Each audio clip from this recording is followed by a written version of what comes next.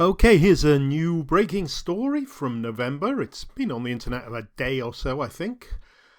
It's about Amazon's Fire TV crackdown, and we've gathered a little bit of evidence here about what you need to know. So, what's happening? Well, Amazon is fundamentally changing how Fire TV devices work. They're implementing device level restrictions, they say, to combat piracy. This move will probably affect millions of people worldwide and signals a major shift in how streaming platforms handle unlicensed content. So we're going to show you a little bit here about these changes and what they might mean for your device. Okay, so this is basically, I think, they're announcing it as an upgrade to the Fire Stick and the operating system, but it's really all about modified Fire Sticks, jailbreak sticks, dodgy sticks, whatever you like to call them. For years, lots of people have used Amazon Fire's TV platform to legitimate streaming services. So if you want to access Netflix, your Netflix account, Prime Video, Disney, BBC iPlayer, and that sort of stuff, you can use them through a simple app through the Amazon app stores. But growing, and hugely growing, in the shadow market has been something parallel to this.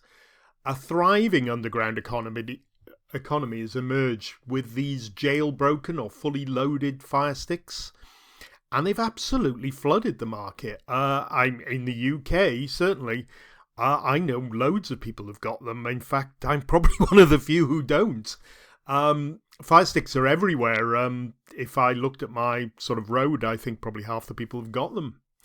The devices have been modified to provide access to unlicensed streams of premium content. So things like pay-per-view events, sporting, Premier League here, that's where people watch it. I mean, I have to say, a lot of it's to do to the enormous cost of actually getting these streaming services legitimately, but it's obviously started to catch the attention. Apparently, it's an exponential rise now. There's a report here from The Independent that says the Amazon Fire Sticks are used for over half of pirated material streamed on old devices. Now, I don't know if that's just in the UK. Oh, that's just in the UK in 2025. It's an enormous amount, and they're almost ubiquitous. They're everywhere, really. So it's caught the attention of the major right holders, broadcasters, anti-piracy organisations. There's an alliance called ACE, Alliance for Creativity and Entertainment, which have got basically all the big media companies from Amazon and Disney and you name it in the America, and in the UK there's an organisation called the Federation Against Copyright Theft. They've started pursuing criminal cases just because there's a lot of mounts. There's a lot of pressure on Amazon here. I mean, obviously, the Amazon Fire Stick is the de facto off-the-shelf pirate streaming device, and it's not going to look good.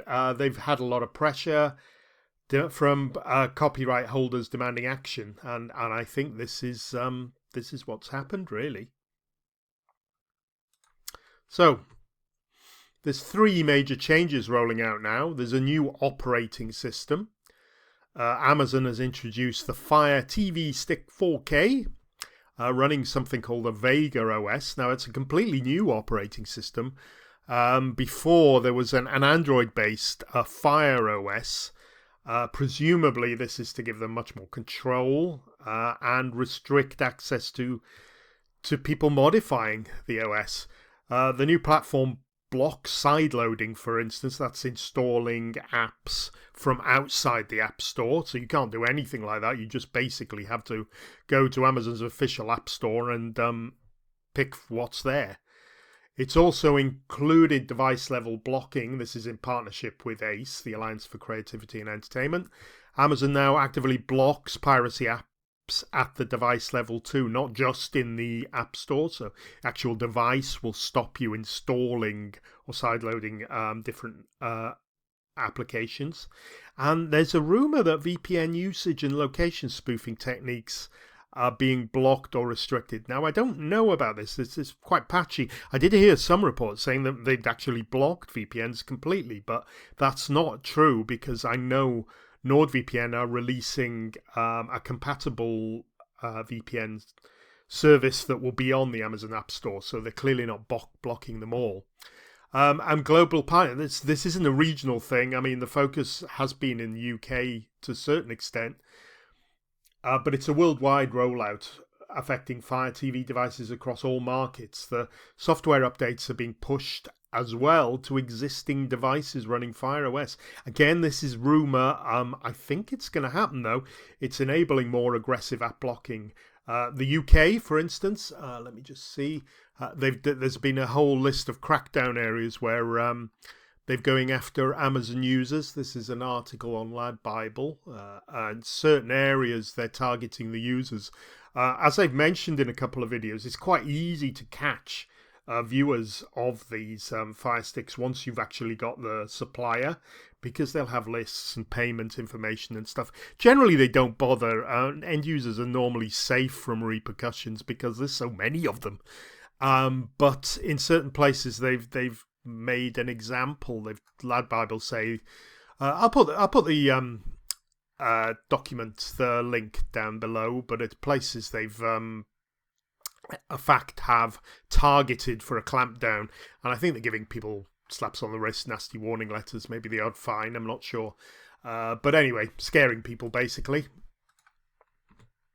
So what does this mean for different users? Well, if you're a standard user and you're a Disney user and you've got a normal subscription and stuff, you probably won't see anything different. They say regular Fire TV Stick owners, as I say, who use legal for services won't be affected.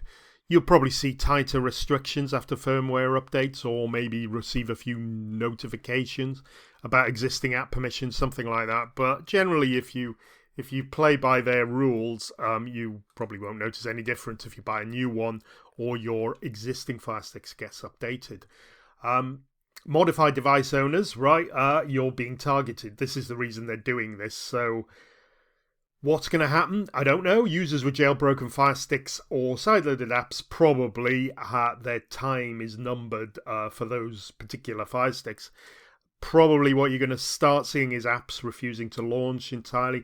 You could turn off auto updates on some of these Fire Sticks, but I don't think that's going to help block newer firmware updates, which will target these sideloaded apps.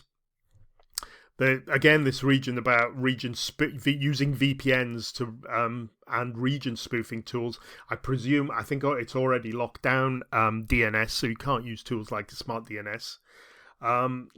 It's a shame. These devices are so slick now. They look like a commercial product. Well, in fact, they are. So legal and security barriers. Users of illicit streaming. Well, they're not. People try and raise the risks too much, I think. There's so many millions of people who use these. There are few legal consequences to the end user. Amazon are also stressing that some of these devices are full of malware and stuff like that, which is true to a certain extent. So they stress that unvetted apps carry significant malware risks and expose your personal data.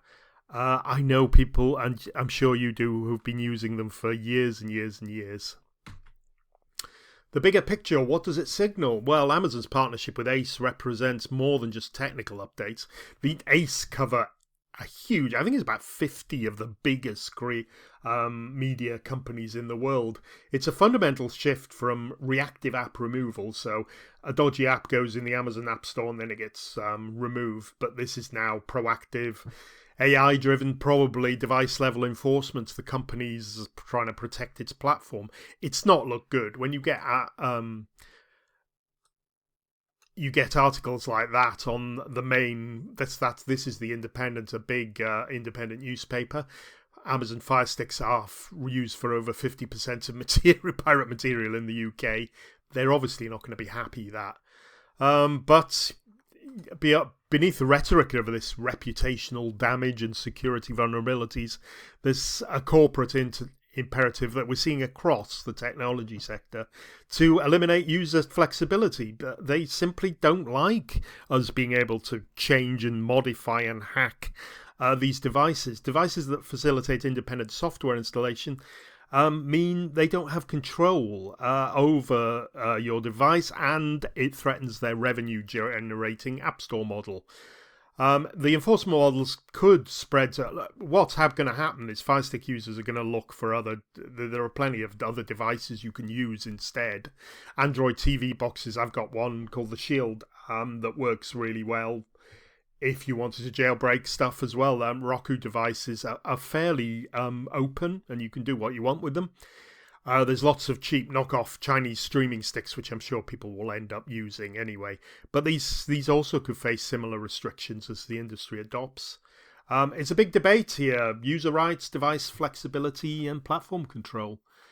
These themes will probably shape the future of streaming technology and digital content distribution. So that's it, really. I'm sorry it's gone on a bit long. I'm sure nobody has really listened to the end, so I won't have impacted anybody's lives too much.